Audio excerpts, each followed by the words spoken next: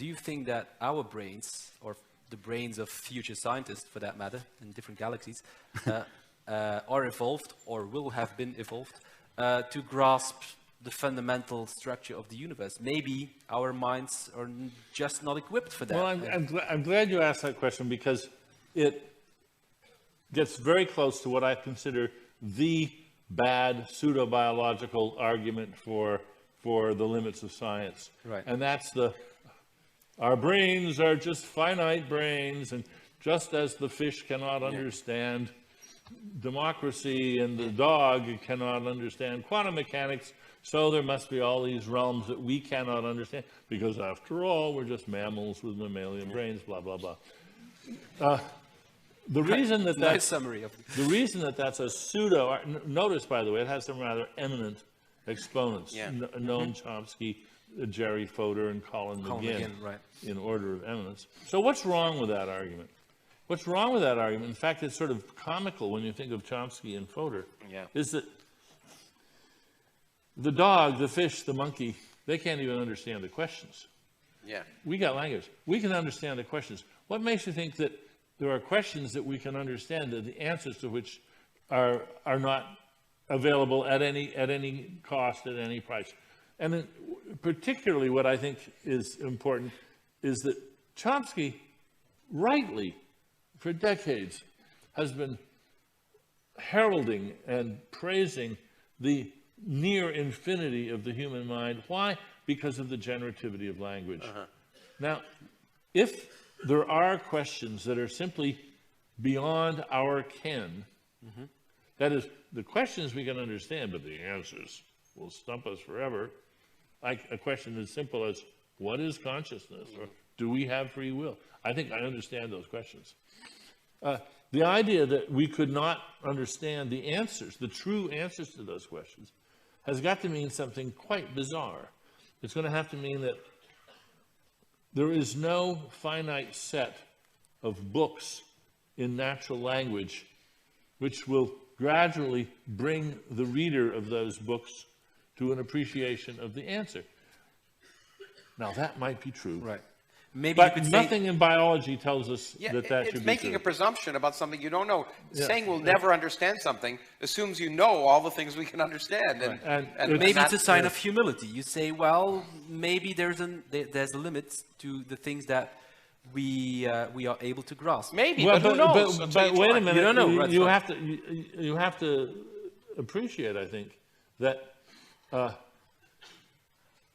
it's not one brain at a time. Right. It's teams of brains and all of science. I'm sure, without the benefit of thousands of scientists and philosophers who've worked over the eons, I'd be unable to understand all sorts of really simple things. The fact is that I can benefit from all their hard-won understanding means that I can understand things. I like to point out that my grandchildren can easily understand concepts that my parents' generation were baffled by. Yeah. Right. And now, of course, there may be limits, but it's not as if we're facing a stone wall somewhere. The idea that there's somewhere where there's this stone wall and we're just going to hit blank incomprehension when we get there, it's not biological, it's mystical. It's the idea that there is no trajectory through bookland and science land that gets you there. But that has nothing to do with the limitations of neurons. So, say, take a look at some other organism. Like, say I mentioned a rat. You can teach a rat to run complicated mazes. You know, turn right and then turn left and turn right and left, and a lot of things it can do. You cannot teach a rat to run a prime number maze, a maze in which you're supposed to turn right at every prime number. You can teach a human that. You know, they have to figure out the prime numbers in their heads, but then they can do it. A rat can't do it with an infinite amount of training. It simply does not have that concept. So it's a total mystery for rats. That's kind of analogous to the fact that a human embryo can't grow wings. It's just beyond its capacity. Now, there are some, I think the scientifically and philosophically interesting question is, what things are beyond human scope?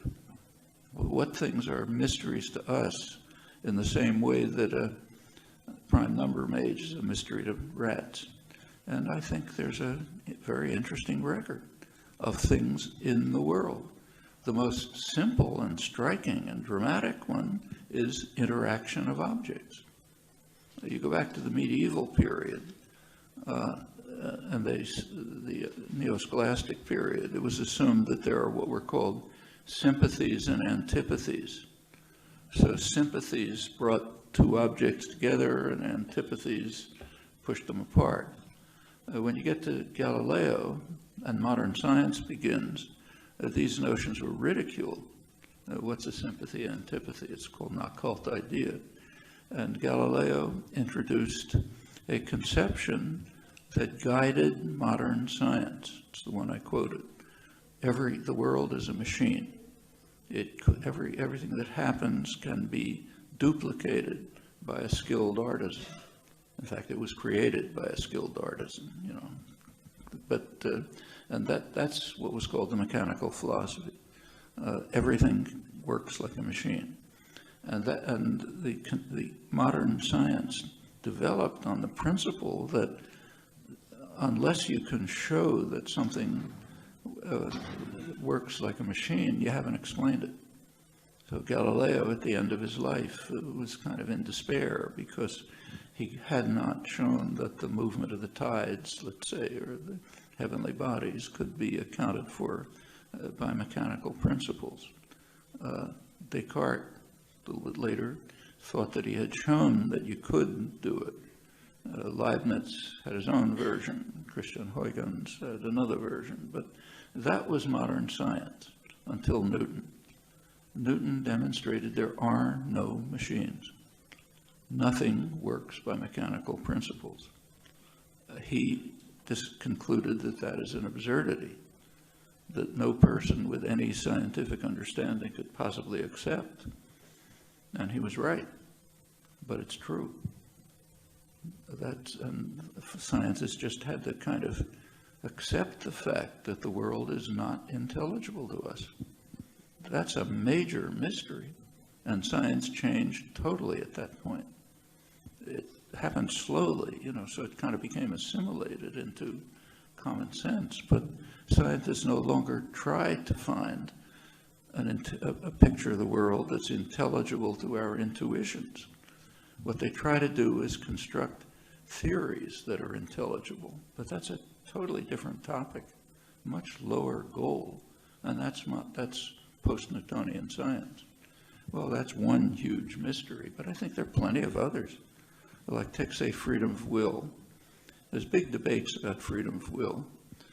It's kind of striking that everyone who participates in these debates, including the people who write learned tomes showing there's no freedom of will, believe in freedom of will. Otherwise, they wouldn't write the learned tomes.